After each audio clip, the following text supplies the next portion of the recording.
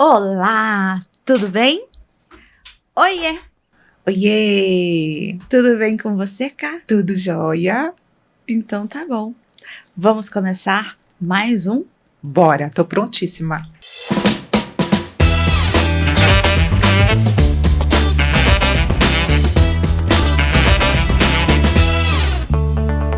Você sabe que hoje nós vamos falar sobre mitos, né?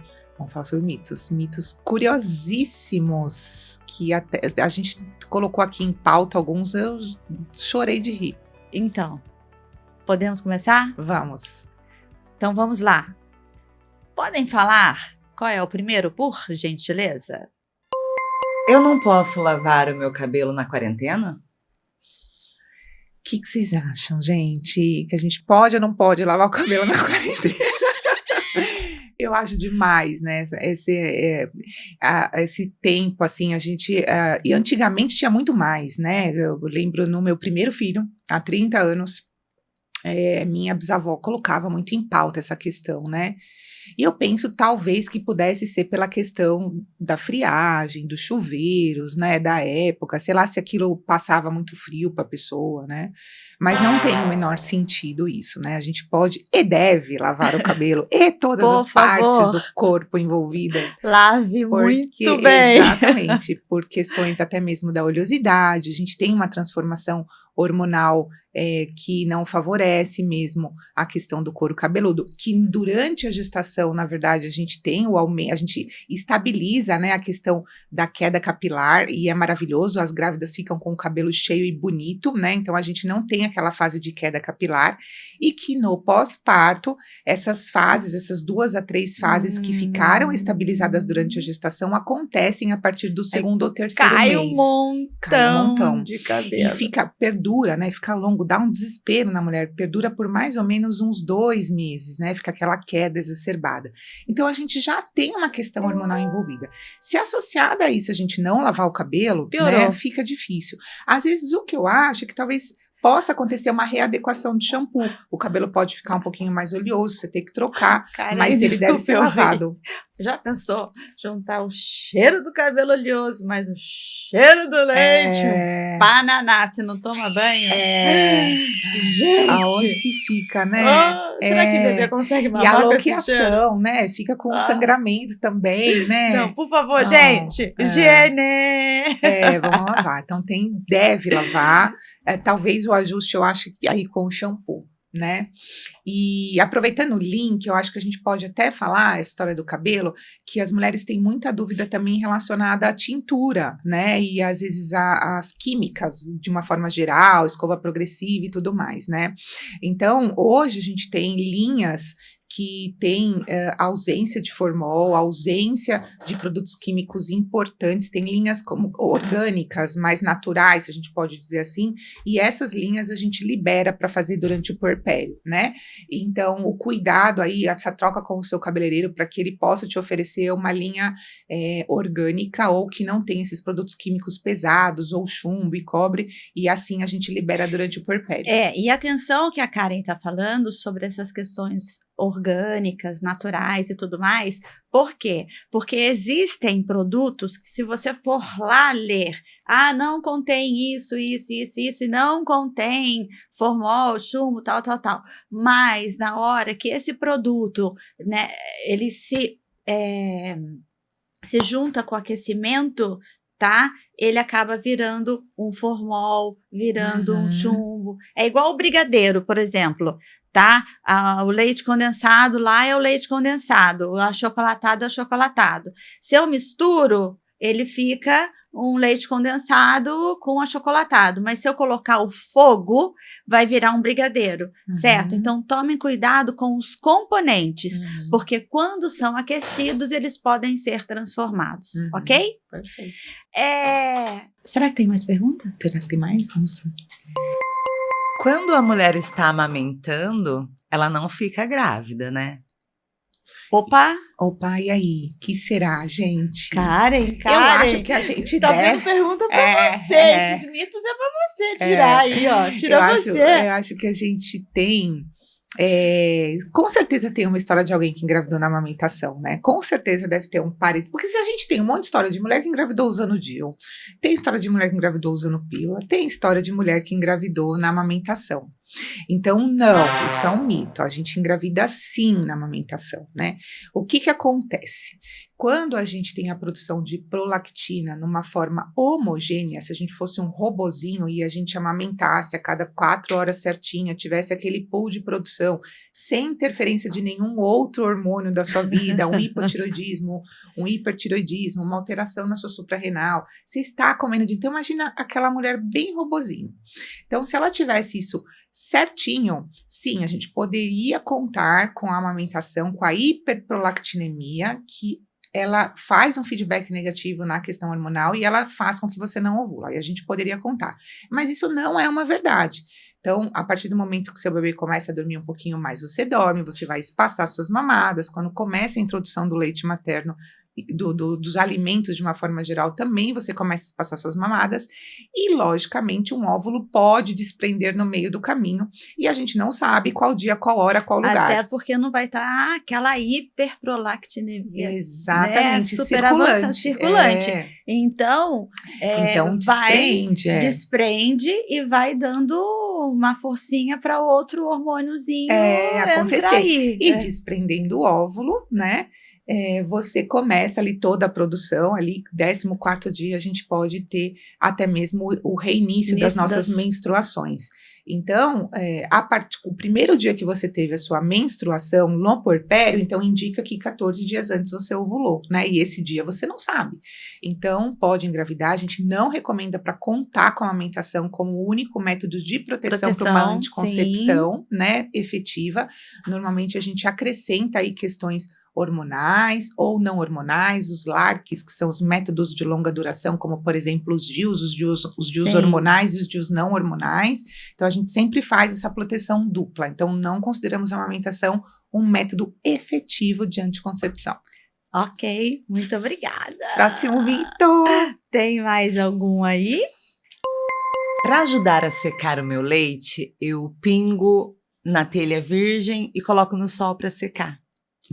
Essa eu não conhecia. Mas a telha, ela tem que estar no telhado? Ela tem que estar no telhado. Não, ela é virgem. Então a telha é virgem? Tem que então comprar a telha. Tá Karen. Bom. Ué, tem gente. que comprar, Karen. Tem que ser virgem a telha. Tem que ser virgem, né? Certo. Gente, por gentileza. É bom esse mito, hein? Não faz sentido, né? Não é só porque coloca na telha e a telha ser virgem, espirra o leite, vai para cima, toma sol, e só porque o sol seca aquele leite, vai secar o leite da mãe? Não, gente. Não tem nem como a gente explicar assim, cientificamente, ok? Essa não dá. Essa é um mito mesmo. Tá bom? Então, com todo respeito, não. Tem outra? Para ajudar a aumentar a produção de leite, pode tomar cerveja preta? Nossa, isso é um mito também. Você sabe que eu caí nessa, né? Karen, caí nessa. Você? Minha bisavó me fez tomar. Imagina se eu não tomasse, a gente ia ser um sacrilégio na minha família. Naquela primeira gravidez. Eu tomei cerveja preta. Adiantou? Não, né? Gente, por favor, durante a amamentação, nada de ingestão de bebidas alcoólicas. Por favor, por gentileza. Não adianta. Mas um pouquinho, vai fazer mal? Mais um tiquinho. Por favor, não. Ok? O que a gente costuma falar também é que tudo passa, né, para o bebê. Sim. Então, a gente evitar de realmente ter esse consumo, porque a gente vai passar, mesmo que seja pouco, né, que seja meio copo, você passa essa questão alcoólica para o bebê. E eu acredito que esse mito venha de uma questão do relaxamento da mãe, porque a gente teve alguns remédios, inclusive, que eram liberados para aumentar a produção do leite Exato. materno, né, que hoje eles não são liberados não são mais liberados. mas que eles atuavam nessa questão do tirar o estresse, né? Se dava muito para as mães de UTI, né? Isso, e aí as mães de UTI entravam num processo mais de relaxamento, então, menos ansiedade. Isso, um estímulo na questão de ajuda aí do eixo do sistema nervoso, e aí você conseguiria de fato aumentar, porque a gente começa a produção do leite materno, né, o hipotálamo, que é uma área do cérebro, a depender do seu estilo de vida e do seu nível de relaxamento, manda mensagem para a hipófise, né, para que aconteça esse início de produção. Então, se eu tenho uma mãe que ela está muito tensa, muito estressada, que ela, enfim, que ela, todos os hábitos, estilo de vida não favoreçam para que ela tenha esse relaxamento, obviamente essa produção é diminuída. Então, quando você coloca, sei lá, uma bebida alcoólica na jogada, né? Porque não era necessariamente o componente da cerveja preta, era o componente do álcool. Do álcool. E aí você poderia provocar o relaxamento dessa mãe e ela produzir leite materno. Eu acho que esse mito deve vir por esse caminho, né? Exato. Mas não tem sentido e a gente não recomenda. Aproveitando você aqui, por exemplo, nós temos o hipotálamo anterior e o hipotálamo posterior. Tem alguma coisa a ver com essas medicações que se davam antes e por isso que falam da bebida? Das medicações para produzir o leite materno. Isso. Sim. Quando você tem essa ajuda nesse eixo novo, né, até que está recentemente descoberto, aí a gente está usando até não na amamentação, tá? Mas para outras vias metabólicas, os endocannabinoides, né? Sim. A gente consegue atuar nessa ligação importante do hipotálamo em relação à hipófise, enfim, as outras glândulas que vêm, que é tireoide, suprarrenal e assim ovário. Sim. Então, essa comunicação, ela faz parte, uma pessoa, ela precisa estar bem para que ela comece o seu eixo hormonal, porque tudo começa no cérebro, nessa área que chama hipotálamo. E aí sim começa a modular através de algumas substâncias a hipófise, e aí sim começa a produção hormonal, né? Vocês então tem tudo a ver. Entenderam? Tá? Então, agora é explicado cientificamente. Temos mais alguma pergunta? Mais alguma? Temos. Posso usar o leite materno como colírio para a cura de conjuntivite? Ai, meu Deus. Olha, por mais que eu fale que o leite materno contém vários componentes, vários elementos que facilitam, que ajudam, que ele é puro, ele é saudável, ele tem tudo para o bebê, tem tudo para a criança, ele tem tudo para tudo, tá? Gente, não faz sentido, tá? Um leite que é produzido pelo próprio metabolismo desta mulher, certo? Ser colocado no olho dela, tá? Então, se ela tá com um processo infeccioso, por algum outro motivo, certo? E aí, não faz sentido entrar os componentes do leite, certo? Para curar essa infecção, certo? Uhum. Se ela fizer uma urocultura de alguma coisa, ela vai ver que... Urocultura, ó. Cultura da região. Tô falando com imagina. Ginecologia. Aí, tudo bem. Não, mas não tô falando de nada de urina. Elisa sendo Elisa. A urocultura do rosto. Não, mas tudo bem, vai, continuamos. Não, depois eles cortam. Então, assim, se você for fazer entendeu? Você vai perceber que não tem os componentes e que existe uma outra composição ali, uma outra bactéria, algum outro vírus ali que você precisa. Então, não faz sentido, gente. Por favor, nada a ver. Próxima. Para ajudar a secar meu leite, eu pingo no chão? Oi? Para ajudar a secar? Pinga o leite? O quê? Pra ajudar a secar o meu leite. Quando a pessoa quer parar de amamentar. Tá. Pingo no chão. Aí seca O leite. Certo. Aí seca o leite. Essa eu não conhecia também. Então todas as mulheres... Eu teria secado meu leite, né? Porque do jeito que pingava... No começo ali, né? Não. Gente, não. É mito. É mito. Mito daquelas pessoas que querem cuidar tanto de você, tem tanto zelo, tanto carinho, tanto amor, sabe? Que acaba falando para tentar te acolher mais, mas não faz sentido. Eu vou aproveitar e falar aqui, já que nós falamos de mitos, nós falamos de mitos daqui, do Brasil. E como atendemos as pessoas de alguns países, tem uma paciente que me perguntou, me questionou sobre, lá na Suíça, eles não podem fazer uso de cheiro verde. Na amamentação. Na amamentação, porque deixa o leite verde. Eita. Tá? Então, isso foi uma das coisas que me chamou muito a atenção. Porque aqui nunca, pelo contrário, a gente fala até do suco verde. Então, você imagina numa outra cultura, num outro país, que tem outro clima, uma outra vegetação, outro tudo, tá? De repente, olha só o que eles levantam. Que se você ingerir, como tem aquela história de que o que você come vai para o leite, então o que você come também pode colorir esse leite. Então, e é legal isso, né? Porque a gente não ter a ideia de que um alimento numa quantidade saudável, dentro da sua variabilidade alimentar, possa ter uma influência tão importante quanto essa, né?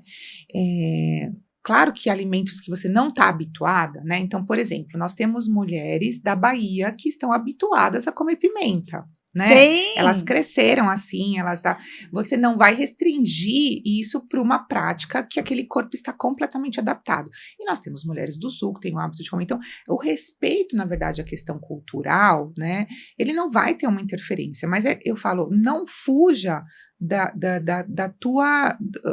de como você sempre viveu e do como você foi criado, né? Não vai inventar moda, eu brinco na hora da amamentação. Coma o saudável, como que você está habituado. E não vai acreditar que às vezes você introduzir algo, aquela mínima coisa vai fazer que nem essa história da salsinha, né? Vai fazer com que o leite se transforme, né? Isso me fez lembrar uma vez que eu estava num congresso no México, e estava se falando sobre aleitamento e tudo mais, e de repente eu escutei assim do lado, né, e o pessoal falando, né, com pica ou sem pica, com pica ou sem pica. Eu falava, gente, o que significa isso, pelo amor de Deus, sabe? Porque elas estavam querendo que as outras mulheres fizessem uso da pimenta, colocando a pimenta como um facilitador para aumentar esse leite, sabe? Mas não é da cultura deles, sabe? Eles têm, tudo deles tem pimenta, sabe? É um corpo que já está adaptado. É o corpo que, né? já está adaptado. Então, assim, se o seu corpo já está adaptado, é uma questão cultural, como você está dizendo aí, e que me fez lembrar desse episódio, desse fato, então, tudo vai depender, sim, do meio e da cultura que essa família vive e está. E aproveitando essa história, a gente também tem alguns antibióticos que elas perguntam muito. Tem antibiótico que eu estou tomando, que eu paro a amamentação, não paro. A maioria dos antibióticos você não precisa suspender a amamentação, né? Normalmente o médico escolhe um antibiótico que ele é compatível com a amamentação e que não vai precisar fazer essa suspensão. Então, enfim, a ideia é sempre manter a amamentação sem ter interferências aí de algo que você costuma consumir. Sim. Né? Muito bem. Tem pergunta? Eu acho que a gente encerra, né? Acho que acabou. Tem mais uma? Tem mais uma. Então vamos. O silicone atrapalha na amamentação? Boa pergunta.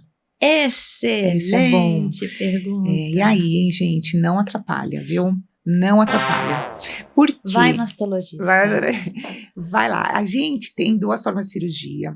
Uma cirurgia que ela fica atrás de todo o envelope do tecido mamário. Então, atrás do músculo, perdão. Então, atrás do músculo, enfim, todo o envelope do tecido mamário tá lá pra frente, o músculo e a mama pra frente. A mama pra E frente. tem essa cirurgia que é para frente do músculo, mas que está atrás de todo o envelope do tecido mamário. Então, como se o médico descolasse ali onde está o tecido mamário e colocasse ali tudo para frente. Vamos entender que ele não tem interferência nenhuma e que você pode amamentar. Agora, se você tem cirurgias além do silicone, né? Então, eu tenho a mastopexia, que é a diminuição do tecido mamário. Se eu realmente mexer ali nos ductos que estão saindo pela região areolar, aí sim você pode ter interferência na produção e também na saída, né, da excreção do leite mamário. Então, cirurgias mamárias, sim. A colocação do silicone, não. Ok.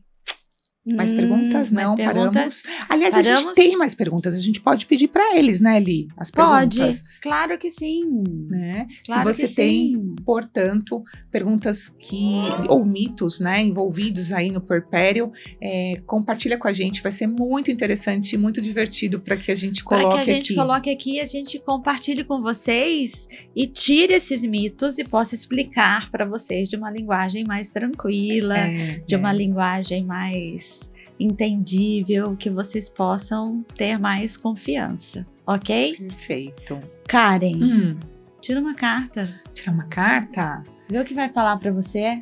Eu vou aqui nessa última. Não é a última. Vou pegar aqui, ó. Vamos ler, meninas. Olha que linda a proteção.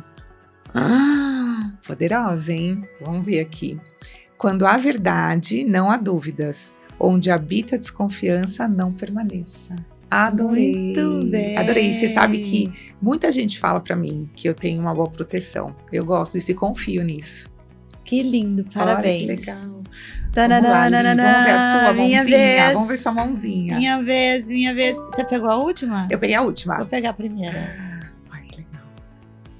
Aonde a gente cortou, então. Entrega, gente. Vamos lá. Entrega. O pulsar da vida está no prazer que estabelece no presente. Não dê as costas a ele. Olhando em outras direções, abra seu coração e viva o agora. Ele é a sua única certeza. Gente, tudo a ver, hein? Ó, tudo a ver. Que legal. Amei. Amei também, gente. Vamos pedir para os convidados tirarem sempre cartinhas? Vamos pedir. Adorei essa ideia. Adorei. Né? A gente terminar sempre com uma coisa gostosa, positiva e um pensamento para que a gente leve e nos eleve. Exatamente. Perfeito.